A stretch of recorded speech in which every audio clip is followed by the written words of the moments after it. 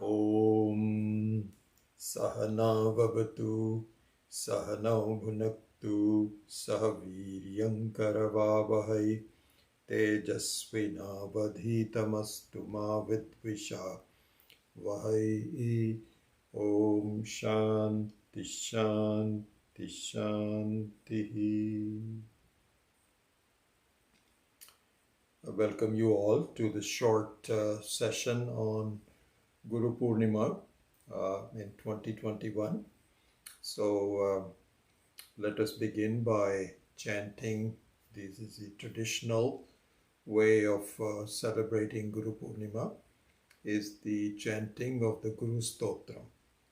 So let us just do that first, and then we will think about the significance of this wonderful day. Akhandamandalakaram vyaptam yena characharam tatpadam darshitam yena tasmai Shri Gurave Namaha. Ajnanatimirandhasya Jnananjanashalakaya Chakshurunmilitam Yena Tasmai Shri Gurave Namaha. Gurur Brahma Gurur Vishnu Gurur Devo Maheshwaraha Gurureva Param Brahma Tasmai Shri Gurave Namaha. Sthavaram Jangamam Vyaptam Yatkinchit Sacharacharam Tatpadam Darshitam Yena Tasmai Shri Gurave Namaha. Chinmayam Vyapiyat Sarvam Trailokyam Sacharacharam Tatpadam Darshitam Yena Tasmai Shri Gurave Namaha. Sarvashruti Shiroratna Virajita Padambujaha Vedantam Bujasuryo Yaha Tasmai Shri Gurave Namaha. Chaitanya Shashvata Shantaha Vyomatito Niranjanaha Bindunadakalatitaha Tasmai Shri Gurave Namaha. Jnana Shakti Samarudhaha Tattvamala Vibhushitaha Bhukti Mukti Pradadacha Tasmai Shri Gurave Namaha. Aneka Janma Samprapta Karma Bandha Vidahine Atma Jnana Pradhanena Tasmai Shri Gurave Namaha. Shoshanam Bhavasindhoscha Jnapanam Sarasam Padaha Gurorf Padodakam Samyak Tasmai Shri Gurave Namaha.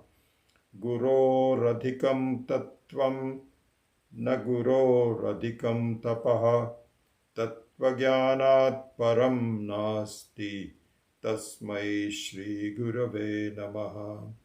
Mannath Shri Jagannatha Madguruhu Shri Jagadguruhu Madatma Sarvabhutatma Tasmai Shri Gurave Namaha. Gururadi Ranadischa Guruf Paramadaivatam Gurof Parataram Nasti Tasmai Shri Gurave Namaha. Tvameva Mata Cha Pita Tvameva Bandhuscha Sakha Tvameva Vidya Dravinam Tvameva Sarvam Mama Deva Deva Tvameva Sarvam Mama Deva Deva.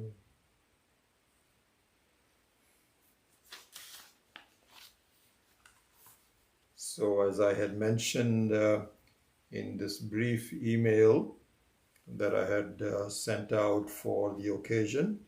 There are two important events in the life of a student of Vedanta. So one is the Mahashivaratri. Actually, there is a Shivaratri every month, but there is one Mahashivaratri.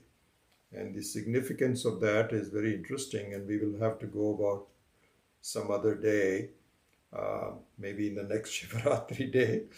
And the other one is the Guru Purnima. And so in the way I look at it, those two are important events because the first one talks about the person, which is Ishvara, the very form of Ishvara, the very guna of Ishvara, all the qualities of Ishvara, the person itself. And so for us to focus on that is very beneficial to us. And so that is what Mahashivaratri, all Shivaratris, and Mahashivaratri in particular is all about.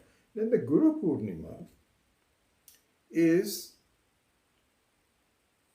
the function of Ishvara to make us the same as himself. This is the whole play in life. We are in fact the same as Ishvara. Same in the sense that the gunas, all the qualities that Ishvara has, which is independence from problems, non-birth, non-death, independence of time, total joy, those are really the same as we have, but we don't understand it yet. And so the whole teaching is to make sure that we have the capability of understanding this as we are alive in this life itself. So this is the teaching which is celebrated on Guru Purnima. And it's an extraordinary teaching. An extraordinary is something which is not available anywhere except for the Vedic knowledge. Because to understand that the sense of limitation is false and that the reality is non-limitation, where are we going to find it?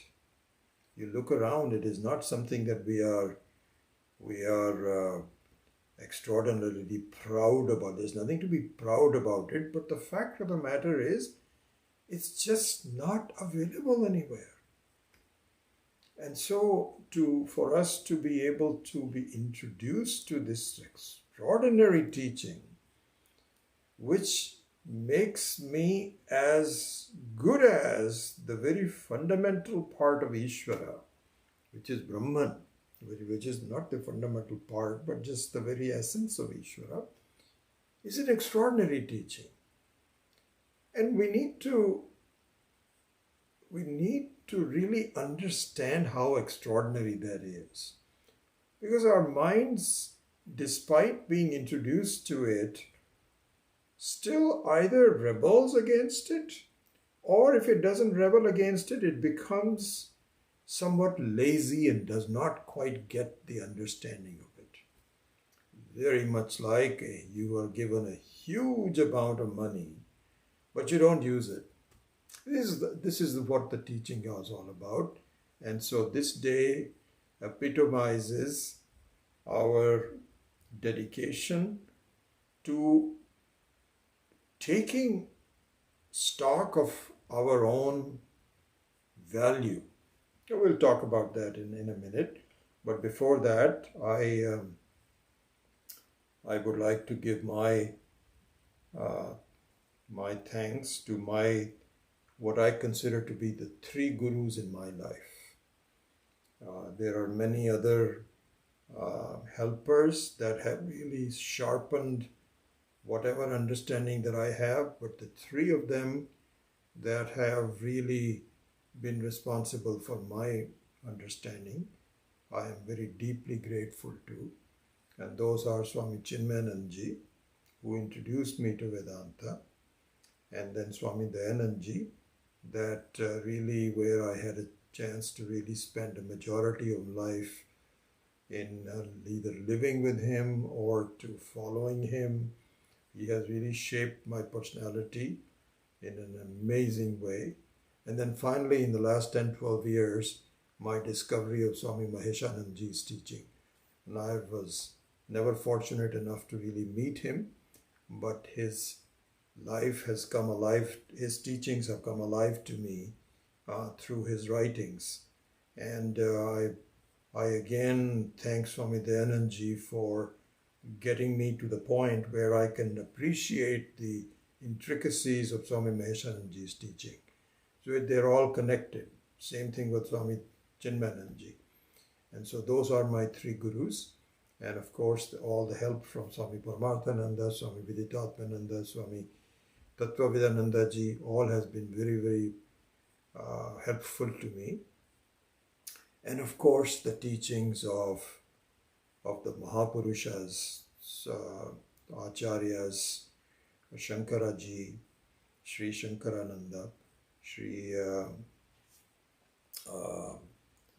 Sureshwara Acharya, all of them, the whole teaching has been just a great help in trying to transform our lives. And I would also like to really thank you, the students.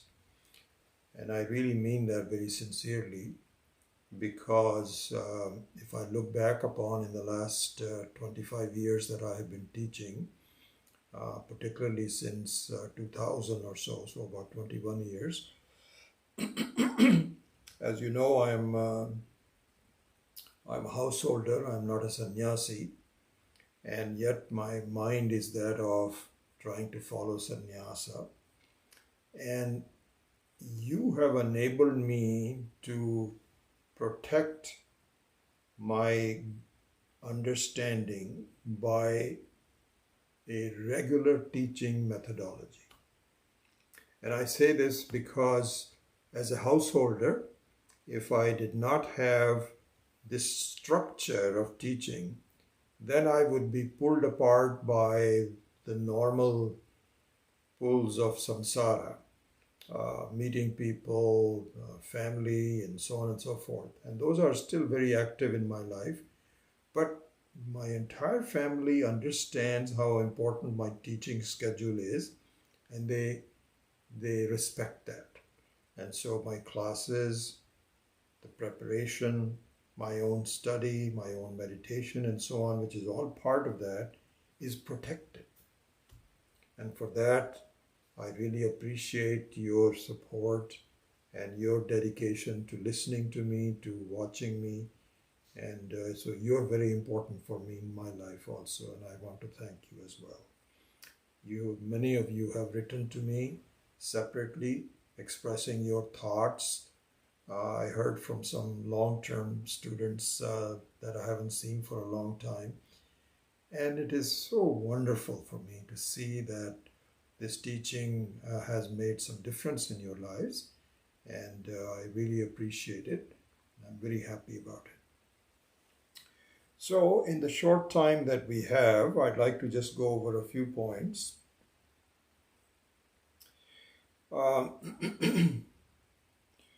So most of you, if not all of you, now have an insight into what the Atma Vidya, the self-knowledge, is all about. I'm sure that you have been listening and you have a glimpse, either a steady glimpse or an occasional glimpse, doesn't matter, but you've had a glimpse of the extraordinary vision of the self. So now then the question is, what is to complete that whole process? How do we make sure that this vision is fruitful for us and is clear to us and it is lasting to us? How do we make sure of that? So here Um, these these pieces of advice are given very methodically in many places. But I think probably one of the best places is the Sadhana Panchakam. I won't have time to really go through that in any kind of a detail, and perhaps we should do that in one of the classes. We have already seen much of that.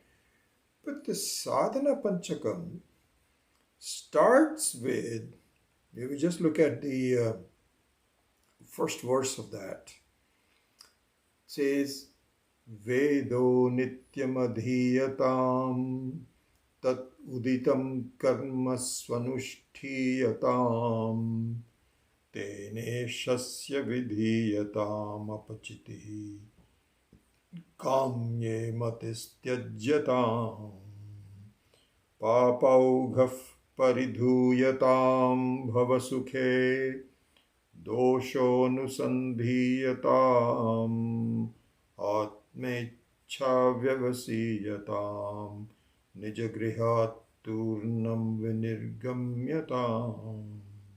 Here is the first verse. There are 5 verses and really worth repeating, worth going over and again. But the one point I wanted to just make was that the Sadhana Panchakam starts with Vedo Nityam Adhiyatam. May one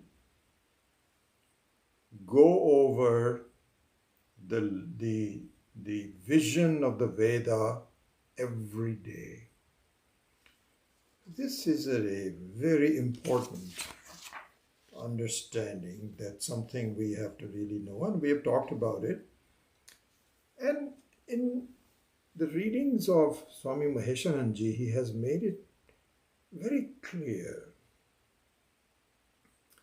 that just remembering, pratyabhigya means to recall, just to recall the essence of this vidya as often as possible is the best form of making progress. Because our life is full of experiences that may not be fully pleasant, maybe unpleasant, maybe somewhat pleasant, maybe boring. There's nothing in it. It has a variety of different experiences. But anytime you find yourself immersed in that, you need to do Shravanam and Mananam again and again.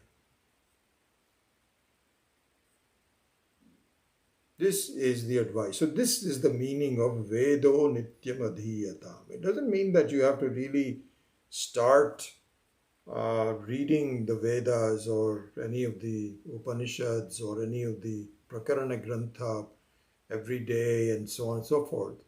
To an extent you can do some of it in a structured manner, good. But the main thing is that the language of the Upanishads, the language of Vedanta, should be imbibed in your mind.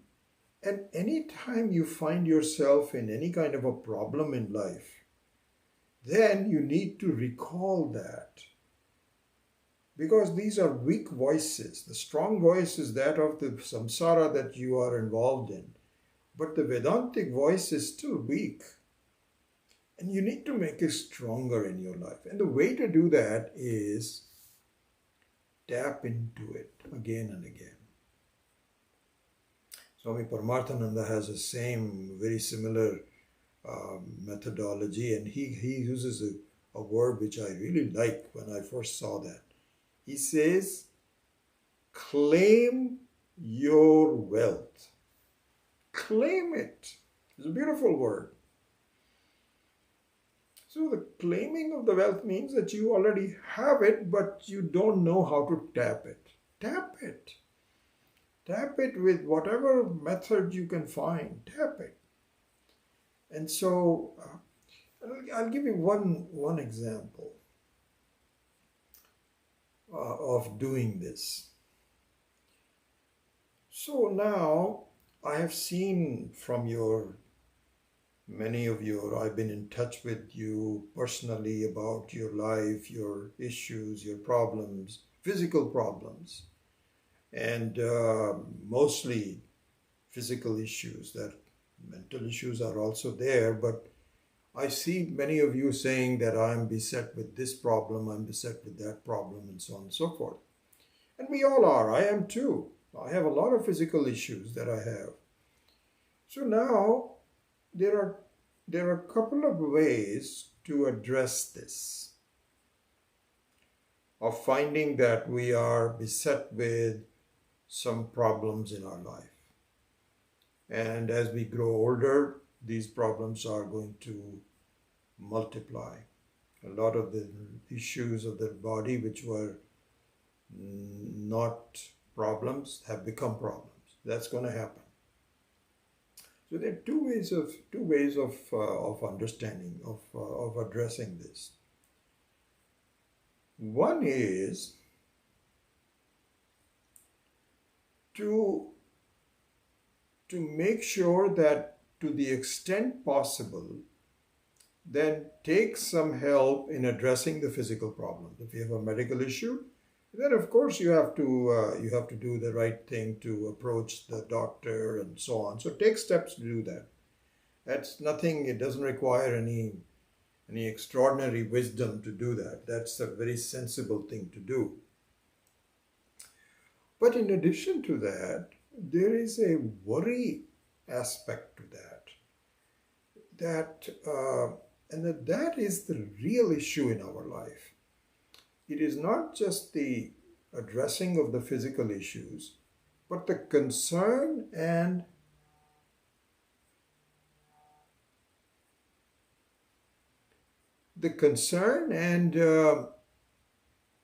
worry that comes along with it. And so Swami Maheshananji makes it very clear. He says that what that means is that we are one by one thinking of removing the issues that bother us in the hope that I will be at one time completely okay. You see, this is what I'm saying. Please understand if I'm not being very clear about it. So what it means is that we want to make sure that we don't have any physical problems, that my heart is working well, that my eyes are working, and that, my breathing problems are there, and so on and so forth, are okay. And then the hope is that if I do that at one time, I will have no physical problems and I will be okay. This is not going to happen. It has not happened in our lives, and it's going to be increasingly not happening. So here's what the advice given is. This is the meaning of Maya Anirvachaniya. This is the real meaning of Anirvachaniya. It took me a long time to really grasp this. Anirvachaniya means that it cannot be definitely defined that this is the limits of my problems. It's never going to happen. So then what are we saying about this? What we are saying is, address the issues to the extent possible, but do not think that this will solve, that everything will be okay, because we are mortals. We have a head. Anytime we have a head, there is going to be a headache possibly. Anytime there is a heart, there is a problem of heart failing. That's going to happen. So then what? The advice given is that whatever emotional energy that you have, that you are engaging in solving your physical and mental problems, do it to the extent that's possible and it is sensible, like addressing a medical issue and so on and so forth.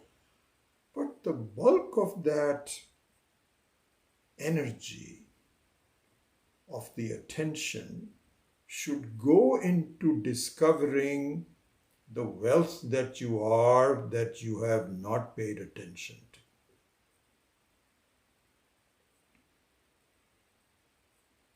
This is an important thing. But it just bears repeating, so let me just continue on this for a little while. And that is, for a Vedantic student, the best way to live is to recognize the prarabdha in our life. Prarabdha means that the results of our previous actions in my life which have started to fructify already. They have been fructifying, and they will continue to fructify. And so this is not possible to change. I mean, very simple example which Swami Chinmayananji had given was that if you're traveling in a train and all of a sudden there's a signal which says that there's trouble ahead, some rails of the railroad are broken, and so you have to really make sure that you stop the train. So what you need to do is to turn off the engine, and whatever braking you can do to brake it, no doubt about it. But despite that, the momentum of the train is going to take a while. Just because you think that it should immediately stop, it's not going to happen. Because it's a huge train and it's going to take a while for the laws of nature to play out. And whether you are able to stop before that break in the rails, we don't know. It all depends upon how soon you were able to act, how lucky you were, how fortunate you were, how dedicated. All those actors come out. This is what is called prarabdha. So similarly, in our lives, there are some things that are just going to happen because they have fructified based on Ishvara's sankalpa, your sankalpa, where you are in your life. That's going to happen. Nothing is going to change that. But what you can do is, whatever time you have, then turn your attention to the discovery of the self. Because the discovery of the self is an enormous value. And it will take a while for you to appreciate the value of the self. And so my advice to you, as a personal advice to you, will be that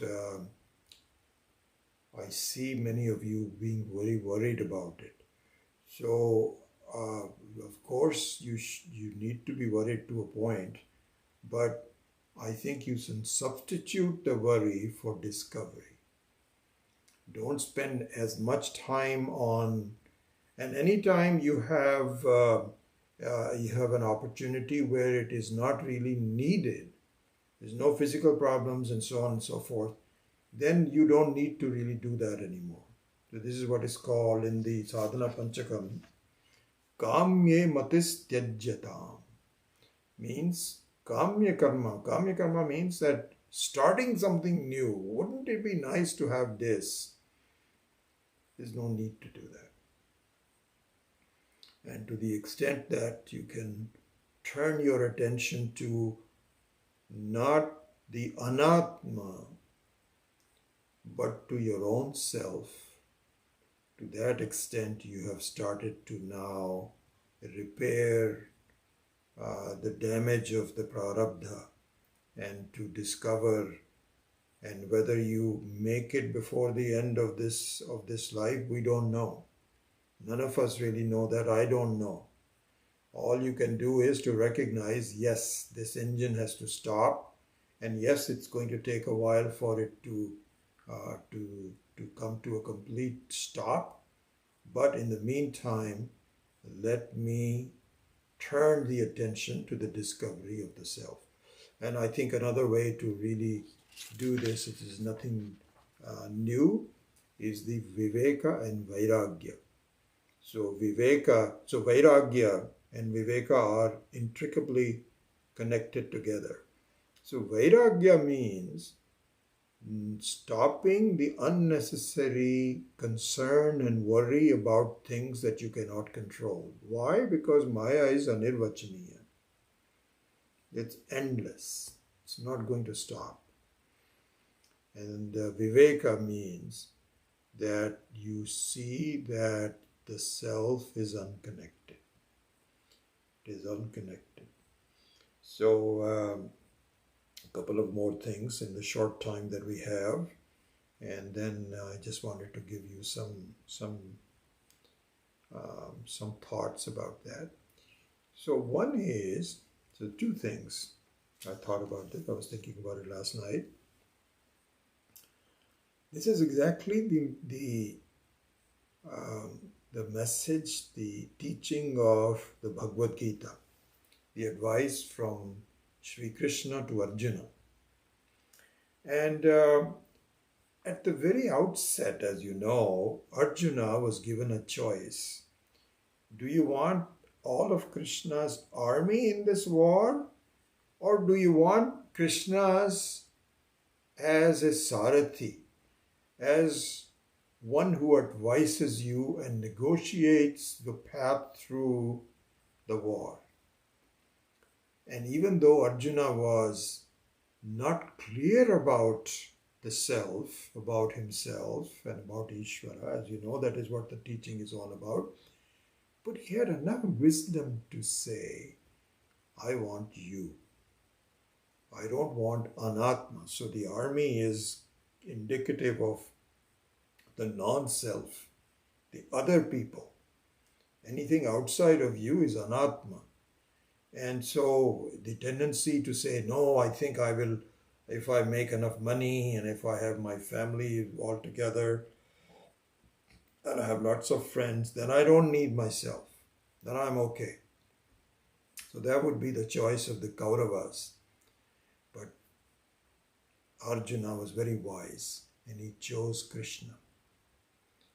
And even though he was not quite clear about how this is going to happen, but he just put the Shraddha in Krishna. Krishna means Ishvara. And so this is what we have done also as our teaching has unfolded.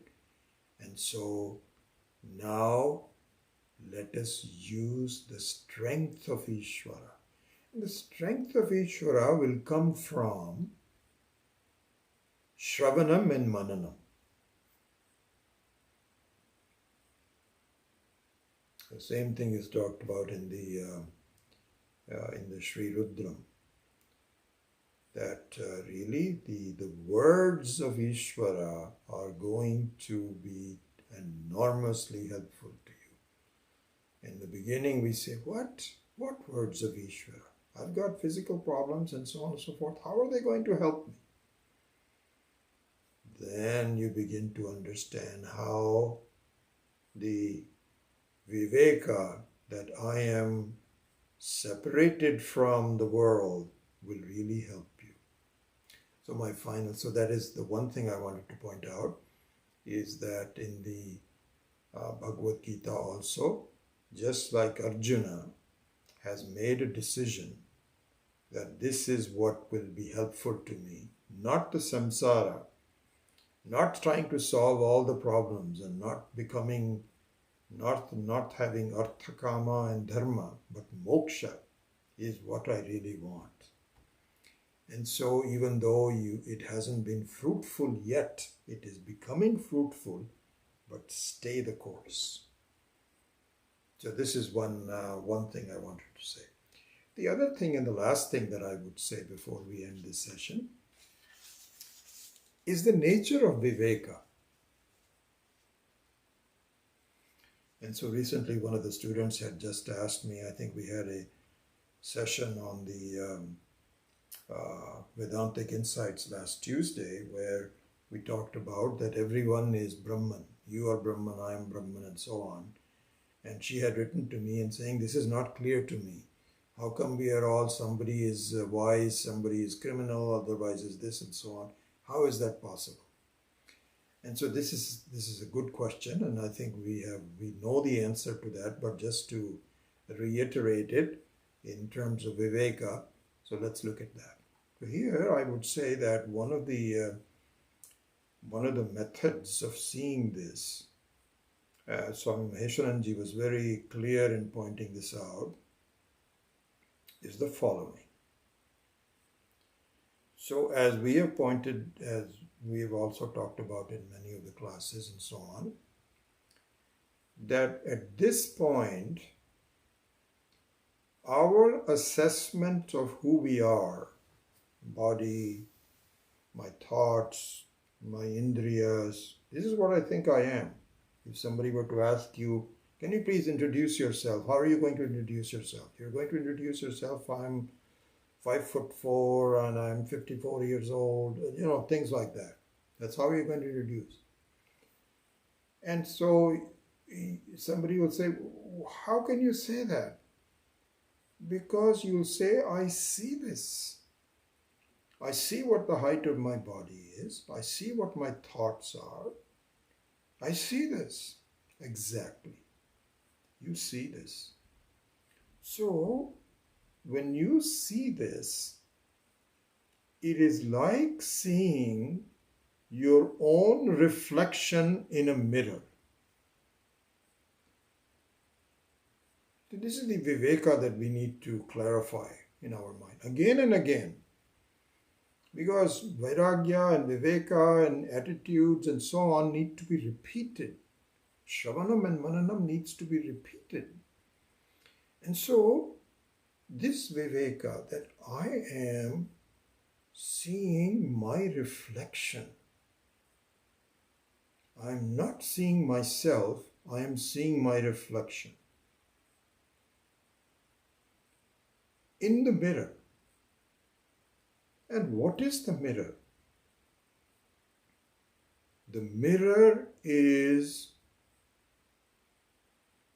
the self. In this example, it is the Brahman. It is the reality. In our worldly life, the mirror is not me, but just look at it this way. How so then, what are we saying? So what I am seeing is my reflection, my copy in the Satyam Jnanam Anantam. So Swami Maheswaranji said, look, observe this. You are now looking at your reflection in the mirror. And you are not looking at the mirror. You are looking at it, but you are not noticing the mirror. You are noticing your own form. You may be brushing your teeth, you are putting some makeup on, you're combing your hair, whatever. You're just focused on your form in the mirror. The thing to do is to see is that reflection is false.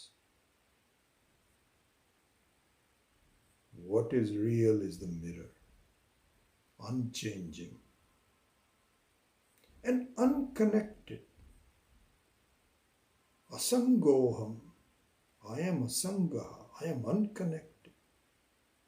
It's not as though one person sees the form and then another person comes in and then the mirror is now affected by both of them. No, just so it is beautiful. So similarly, the self is not affected. This is the Viveka that we have to see over and over again. Because in the mind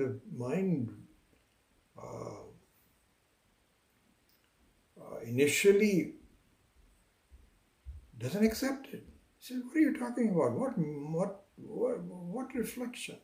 But that is a fact. We have to really look at it.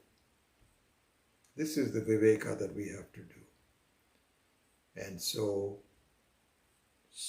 this is what is called Parabrahma. Param, Paraha. Paraha means one which lasts. Because the reflection is going to come and go. The mirror remains. And the mirror is invisible, especially if you visualize a wall-to-wall mirror. And so clean that there is no perturbations or anything. You don't even look at the mirror. You're not aware of the mirror. That mirror is you. In yourself, you are seeing all the reflections. And so that is the Viveka. And so drawing your attention to the unchanging and removing your fascination towards the changing is what Viveka and Vairagya is all about. And this is what we have to do. And so I close this very short session with my prayers and my hopes that all of us, I am in the same boat. This is exactly what I'm doing. It's not as though I'm just saying I'm done and you still have to learn. All of us are in the process. And what we have to do is to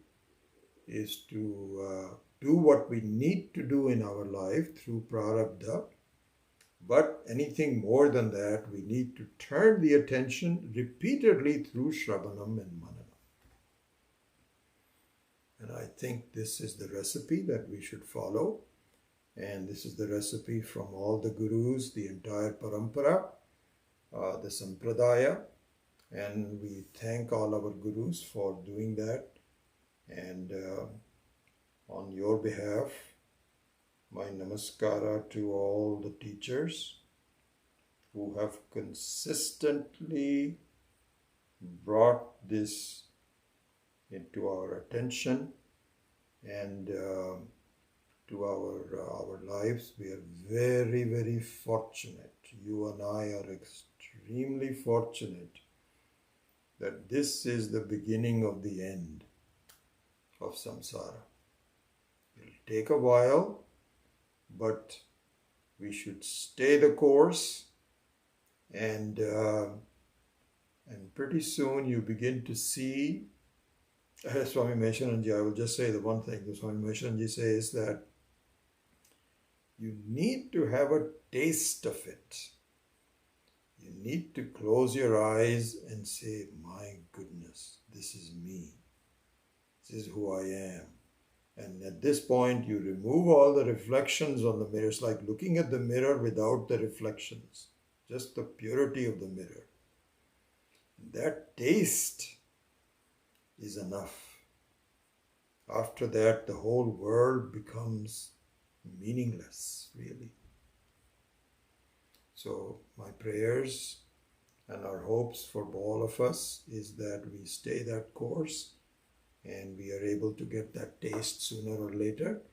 And then with that, we continue to evolve our lives so that the fruits of this wisdom becomes ours.